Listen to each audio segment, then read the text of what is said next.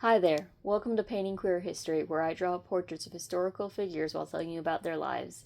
This episode we'll be talking about Barbara May Cameron.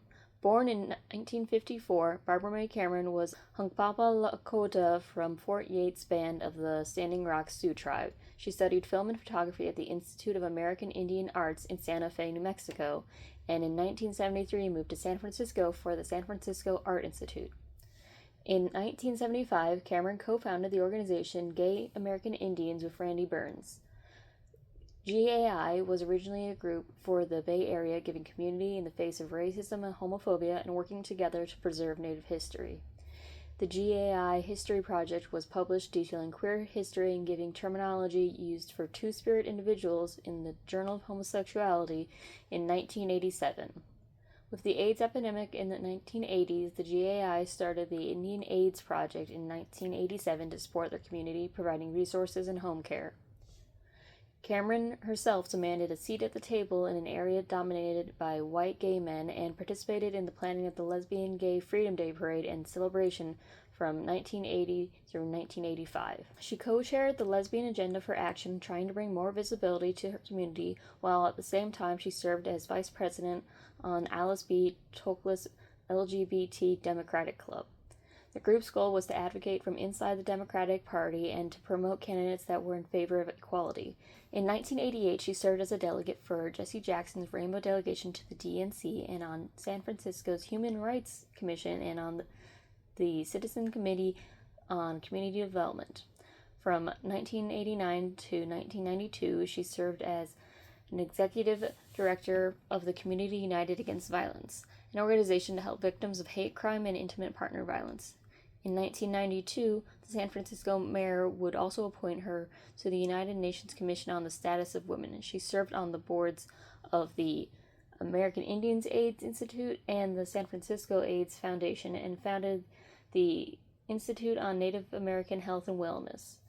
In 1992, she would receive the Harvey Milk Award for Community Service, and she would spend 1993 bringing AIDS education to different Native reservations. She was a poet and writer as well as a photographer and activist. Many of her writings dealt with intersectional issues she faced as a lesbian woman of color in her struggles dealing with marginalization and the trauma from the violence committed against her communities and attempted erasure of Native American history and culture. Her writings were published in anthologies such as 1978's Our Right to Love, a Lesbian's Resource Book, 1981's This Bridge Called My Back, Writings by Radical Women of Color, 1983's anthology A Gathering of Spirit, a collection of writing and art by North American Indian women, 1996's New Our Right to Love, a Lesbian Resource Book. Her screenplay, Long Time No See, remains unfinished. Her writings are kept at the James C. Hornell LGBTQIA Center in the San Francisco Public Library. She had a partner of 21 years in Linda Boyd, who she raised a child with. Barbara May Cameron died in 2002. She was buried in South Dakota just outside the Standing Rock Reservation.